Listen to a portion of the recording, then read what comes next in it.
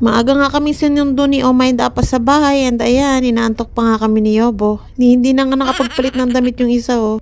Papunta kami ngayon dun sa hometown ni Apa which is sa Hapchon. From sa bahay namin, it took 45 minutes to 1 hour drive. Kasi kaya kami pupunta dito dahil in preparation para sa isa sa pinaka biggest holiday or importanteng holiday nila dito sa Korea which is yung Chuseok or Korean Thanksgiving Day. And first thing first, bago namin gawin yung ipinunta namin dito, kailangan muna namin dalawin yung mga relatives ni Apa and mag-insa sa kanila. And syempre, kapag dumadalaw kami, hindi pwedeng wala kaming bitbit. Kailangan kahit paano meron kaming dala.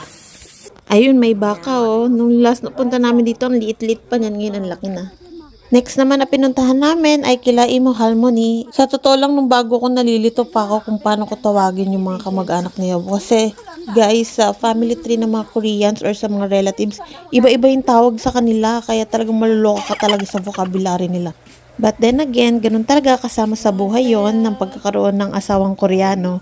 And sobrang thankful kasi sobrang babait din talaga nila sa akin nung una pa lang na pinakilala ako ni Apa sa mga kamag-anak niya. Since hometown nga ni Apa to, dito siya lumaki and halos lahat talaga ng kamag-anak niya nandito. Kaya yung mga makikita yung mga lupain dyan, puro sila lang rin yung mga magkakamag-anak may-ari niyan. And nakakatuwa kasi probinsyang-probinsya talaga siya. And makikita mo dito yung mga naglalakihan nilang mga storage ng mga na-harvest nila. Ayan. Mga lang yan, open lang na ganyan kasi wala namang magnanakaw dito. And kaliwat kanan, iba-iba ang pananim. And sila lang din nag-harvest yan. And then kapag yung talagang harvest time, tulad ni Apa na sa Daegu nakatira, nag-hire sila ng mga nagpa-part-time para mag-harvest ng mga pananim nila. And wag ka kami rin, nag-farm din kami ni Yobo kasi kailangan din namin tumulong. Naalala ko nga nung unang beses ako pinakilala ni Apa sa mga relatives niya. As in talagang nag-farm ako nun. Malayo sa kung ano yung iniisip natin na kung paano i-introduce sa mga family na naka-bis ka or kakain sa labas or something ganun.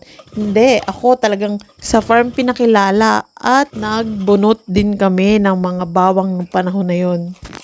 So, kung gusto nyo mag-asawa ng Koreano, ihanda nyo ng inyong mga sarili. Pero hindi ko naman sa nila lahat, pero yun yung naranasan ko sa family ni Yobo. So, balik na nga tayo kung ano ba yung ginagawa namin dito ngayon. Ayan, inaayos nila Apa yung gagamitin nilang pang ng damo, tabas ng damo. Once a year, ginagawa nila to in preparation dun sa Thanksgiving nila. Ano nga bang meron pag Thanksgiving? Yung usual, katulad din ng sa iba, na kapag Thanksgiving Day, nagsasalo-salo yung mga family members over the food, tapos nagkwekwentuhan, yung mga kamag-anak na galing sa malalayong lugar, nagpupunta sa house ng isang family member, tapos dun magagather. Most especially is to give thanks dun sa mga ancestors nila.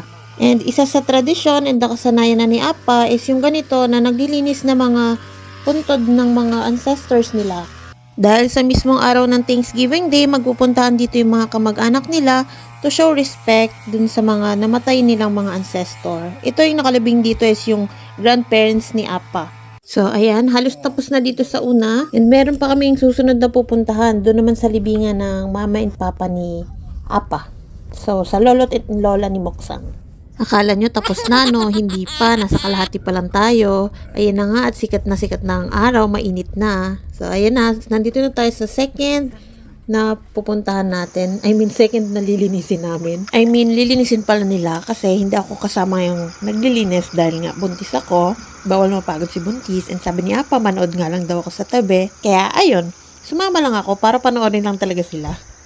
Ang salbahe ko, no? And nga, painom-inom pa ako ng kape. Pinagbigyan din ako ni Apa na uminom ako niyan eh. Pero sabi ni Oma, wag nga daw ako uminom kasi kape nga. Masyado akong spoiled kay Apa. Kaya, ayan, kung ano daw yung gusto ko, gawin ko daw.